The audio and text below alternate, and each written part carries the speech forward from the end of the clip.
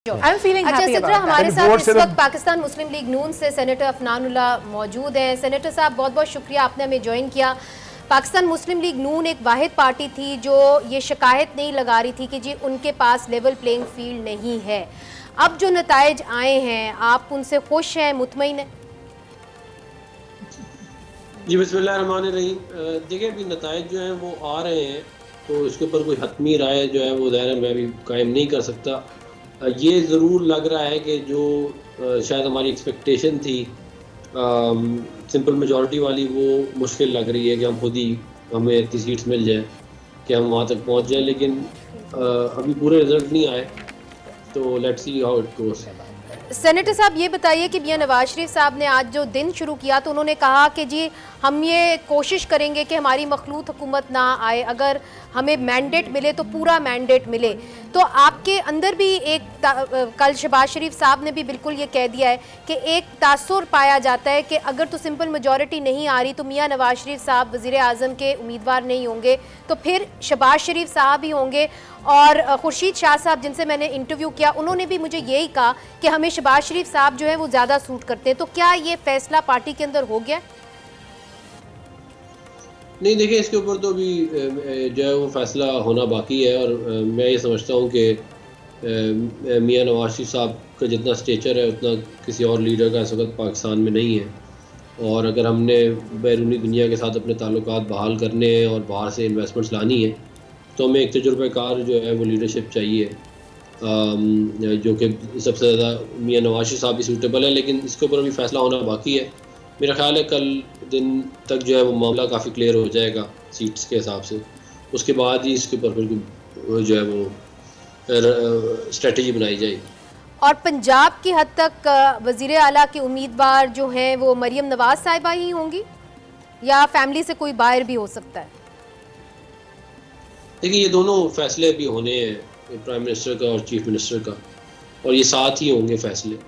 अच्छा, ये ज़रूर है कि मुझे लग रहा है कि इंशाल्लाह पंजाब में गवर्नमेंट हम आराम से फॉर्म कर लेंगे, लेकिन इसका सीएम का फैसला भी होना है बाकी। अच्छा, और आप ये समझते हैं कि अगर मियां नवाज शरीफ साहब की जगह ना बनी तो ये भी तो हो सकता है कि वो सदर के ओहदे की तरफ भी देखेंगे, कि ऐसा बिल्कुल भी मुमकिन नहीं कि उन्होंने उसको कंसिडर भी नहीं किया?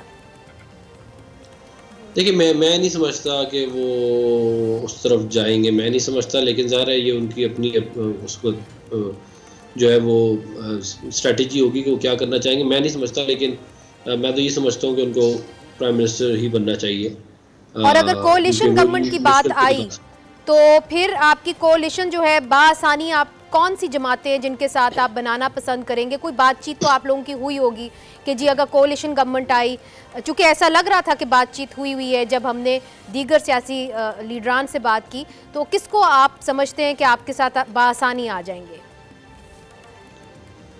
देखिए, हमारा जो है वो JUI से बात हुई हुई है, MKM से बात हुई हुई है, नेशनल पार्टी से हुई हुई है, और पहले भी हमारे साथ कोalition में रह चुके हैं ये लोग। फिर जो इंडिपेंडेंट वो हैं, जो नॉन PTI इंडिपेंडेंट है, वो बहुत सारे जो है वो हम उनको साथ लेने की कोशिश करेंगे। तो ये इस तरह करके कोई स्ट्रैटेजी बनाई जाएगी, मगर तो एक दफ़ा नंबर गेम क्लियर हो जाए फिर ही बनेगी। तो यानी जो PTI के इंडिपेंडेंट है उम्मीदवार हैं, इस वक्त आज़ाद उम्मीदवार हैं, उनको आप वो नहीं करेंगे, कोशिश नहीं करेंगे कि अपने सफ़ों में लाने की?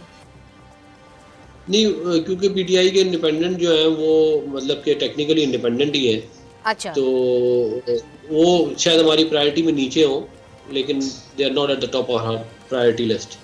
जी, आप कुछ पूछना चाहेंगे इमरान सुल्तान साहब? इसी डिस्कशन को आगे बढ़ाएंगे। जी, तारिक चौधरी साहब भी इस वक्त हमारे साथ मौजूद हैं। वो भी साहब, ये अभी जो आपने बात की है कि जो एक्सपेक्टेशंस आपकी थी उससे कम सीटें अभी तक आपको लगता है मिल रही हैं, साथ हम सिनेरियो का जिक्र कर रहे हैं कि जी प्राइम मिनिस्टर कौन बनेगा, चीफ मिनिस्टर कौन बनेगा। अगर आपको सादक सीट नहीं मिलती तो फिर तो आप हुकूमत बनाने की पोजीशन में नहीं होंगे। तो क्या ख्याल है, फिर ऑप्ट करेंगे आपके आराम से एक जमहूरी तरीके के मुताबिक आप अपोजिशन में बैठ जाएँ कौमी असम्बली में? देखिए, मुझे लगता है कि पंजाब में तो हमारी गवर्नमेंट बन ही जाएगी, जो अभी तक रिजल्ट आए हैं उनके हिसाब से। मामला जो है वफाकी गवर्नमेंट का है, और उसके ऊपर ये देखना पड़ेगा, जाहिर है कि फाइनल नंबर गेम क्या है हमारी भी और बाकी पार्टीज़ की। उसके बाद ही इसके ऊपर जो है वो जो है स्ट्रेटजी बन सकती है। लेकिन ये भी एक ऑप्शन है इसको हम ये नहीं कह सकते कि कंसिडरेशन में नहीं आएगा, इसको कंसिडर ज़रूर किया जाएगा। डॉक्टर साहब, शौकत पराचा बोल रहा हूँ। मुझे ये बताएं, एक तो बड़ा ऑनेस्ट वे से आपने कहा कि पंजाब में हुकूमत बन जाएगी, तो डज दैट मीन कि आप अभी से जो इनिशियल रिज़ल्ट्स आए उनकी बुनियाद पर फेडरल गवर्नमेंट के हवाले से कुछ अनसर्टन है? क्या ये आपके लिए मैटर ऑफ कंसर्न है जो ट्रेंड आ रहा है अभी तक? देखिए, जो ट्रेंड है ज़ाहिर है वो ट्रेंड नहीं है जो शायद हम देखना चाह रहे हैं, या कम से कम मैं देखना चाह रहा था। तो ख्वाहिश तो हमारी सिंपल मेजॉरिटी की थी, वो 134 पे बनती है। तो अब अगर उससे तो मामला मुझे नीचे ही लग रहे हैं आते हुए, तो लेकिन अभी देखते हैं आगे क्या फाइनल नंबर आता है।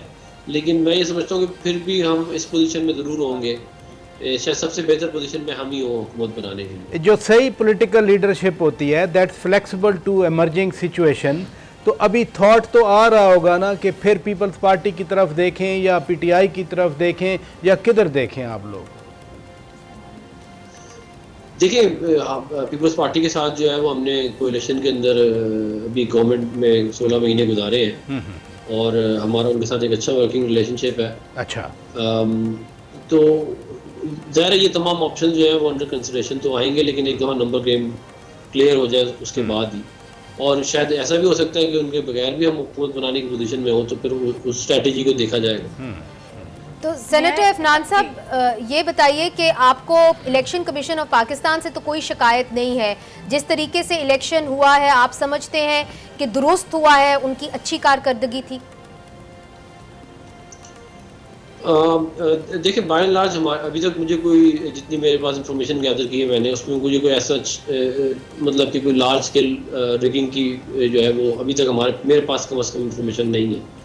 और जिस तरह 2018 में हमारे साथ किया गया था और जो कुछ हुआ था, RTS बिठाया गया और सब कुछ, और पोलिंग एजेंटों को निकाल दिया, फॉर्म 45 नहीं दी, इस तरह की शिकायत जो है वो नहीं आई। लेकिन ये इंटरनेट को बंद करना जो है ये शायद उनके लिए मजबूरी होगी, लेकिन इस तरह ब्लैंकेट बंद कर देना मेरा नहीं ख्याल इतनी अच्छी चीज़ है मुल्क के लिए। अगर कहीं पे सिक्योरिटी के इशू थे तो उधर स्पेसिफिकली बंद कर देते, मगर पूरे मुल्क की बंद कर देना मैं नहीं समझता कि कोई बहुत अच्छा है। आपको यकीन है कि अगर इंटरनेट बंद नहीं किया जाता तो टर्नआउट ज़्यादा होता शायद, और आपकी पोजीशन बेहतर होती? देखिए, 8300 जो है वो पिछली दफ़ा भी नहीं चल रहा था, मुझे आज तक याद है, खुद मैं इलेक्शन लड़ रहा था कराची से, तो 8300 तो इस दफ़ा भी नहीं चला। लेकिन इंटरनेट ना होने की वजह से, क्योंकि फिर बाद लोगों को कॉल्स नहीं आ सकती और वो कहीं पहुंचना चाह रहे होते हैं, पहुंच नहीं सकते, कोई उन्होंने टैक्सी का या जो ट्रांसपोर्टेशन का इंतजाम जिनके साथ करना होता है वो उनसे नहीं हो सकती बात, तो वो ज़ाहिर है उसका एक इम्पैक्ट ज़रूर आता है, उसका टर्नआउट जो है उसके ऊपर एक नेगेटिव इम्पैक्ट आता है जी, और लोग डर भी जाते हैं। लेकिन डॉक्टर साहब, इमरान सुल्तान बात कर रहा हूँ, इंटरनेट का धमाके हो जाते तो फिर कुछ अच्छा ना होता। सर, इंटरनेट का ना चलना, उससे तो सबसे बड़ा नुकसान उस जमात का होना था जो कि इस वक्त थी सिर्फ सोशल मीडिया के ऊपर। तो अगर इंटरनेट की जो आप बात कर रहे हैं तो उसमें तो यहाँ पे ट्रेंड थोड़ा सा मुख्तलिफ इस वक्त नजर आ रहा है। आपकी क्या ऑब्जर्वेशन है, फिर क्या ऐसा आपको लग रहा है कि ये ट्रेंड चेंज हुआ है? मुझे आपका क्वेश्चन जो है वो मैं ये कह रहा हूँ, आप 8300 की बात कर रहे हैं, इंटरनेट की बात कर रहे हैं, और हो सकता है कि इससे फर्क पड़ता, लेकिन जो जमात इस वक्त जिंदा ही इंटरनेट के ऊपर थी या सोशल मीडिया के ऊपर थी, तो सबसे बड़ा नुकसान तो फिर उसका होना चाहिए था ना? ये देखें, ये इस तरह नहीं होता कि कोई जिंदा होता है और कोई उस पर नहीं होता। अगर आपके वोटर ने निकलना है तो वो आपका वोटर PTI का हो या PMLN का हो, उसको मुश्किलात तो एक ही किस्म की आएंगी जो है, और इस बात को भी इस्टेब्लिश नहीं कर सकते कि किसको ज़्यादा वोट पड़े और किसने ज़्यादा सीटें ली हैं। तो ये ज़ाहिर है जब तक ये बात वो ना हो जाए इस्टेब्लिश, तब तक ज़ाहिर है मैं नहीं समझता कि ये लाइन ऑफ आर्गुमेंट सही है। अच्छा, सेनेटर अफनान साहब, आपने बड़ी दिलचस्प बात की, आपने कहा कि ये भी एक सिनेरियो बन सकता है कि पाकिस्तान मुस्लिम लीग नून जो है प्रेफर करे कि वो ऑपोजिशन में जाके बैठे।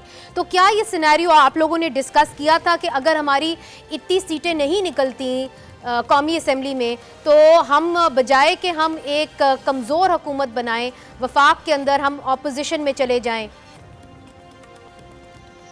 देखिए, ये ऑप्शन जो है ये अंडर कंसिडरेशन ज़रूर होगा और इसके ऊपर ज़रूर बात होगी, लेकिन ये ज़ाहिर है फैसला भी होना है कि ये इसको एक्सरसाइज करना है कि नहीं करना, लेकिन जो है ये ज़रूर एक इसके हक़ में बहुत सारे लोग ज़ाहिर बात कर सकते हैं कि 16 महीने की हुकूमत ने हमें बहुत ज़्यादा डेंट किया हमारी पॉपुलैरिटी को।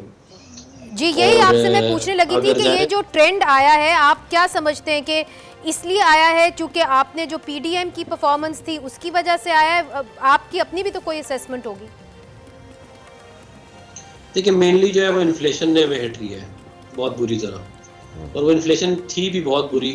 ज़ाहिर है अगर एक गवर्नमेंट खुद ही जाके पूरी कोशिश करेगी पाकिस्तान को बैंक करप्ट करने के लिए और IMF प्रोग्राम को लिखेगी और फिर उसकी पूरी दुनिया में कैंपेन चलेगी, ज़ाहिर है उसका फिर इम्पैक्ट तो ज़्यादा ही आएगा। जी, सिद्रा इकबाल साहिबा एक सवाल करना चाह रही हैं। डॉक्टर साहब, सिद्रा इकबाल है, मुझे ये बताइए कि जिस तरह कहा जा रहा था कि सिंपल मेजॉरिटी अगर होती है तो फिर इमरान खान साहब यानी नवाज शरीफ साहब तभी वज़ीर आज़म बनेंगे। अभी आपने जैसे खुद इशारा दिया कि मुश्किल नज़र आ रही है सिंपल मेजॉरिटी, तो अब क्या शहबाज शरीफ साहब वुड प्रॉबली बी, अगर आप हुकूमत बनाते हैं, would be the prime minister? देखिए, मैं ये समझता हूँ, मैंने अभी पहले इसके ऊपर बात की थी कि मुल्क के अंदर बहुत सारे मसाइल हैं और हमें एक ऐसा बंदा चाहिए जिसका स्टेचर इतना हो जो इंटरनेशनली पाकिस्तान को दोबारा से कनेक्ट कर सके। जो 5 साल में जो डिप्लोमेटिक लॉसेस हुए हैं, जो इन्वेस्टमेंट्स आनी है वो नहीं आई, ये सारा कुछ करने के लिए जो है वो सबसे मौजूद इंसान भी है। जी जी, डॉक्टर साहब एक और सवाल मुझे बताइए कि ये रिजल्ट देना है सिद्रा, सॉरी। तो बहुत बहुत शुक्रिया सेनेटर अफनान साहब, आपने हमें ज्वाइन किया and thank you for taking out the time.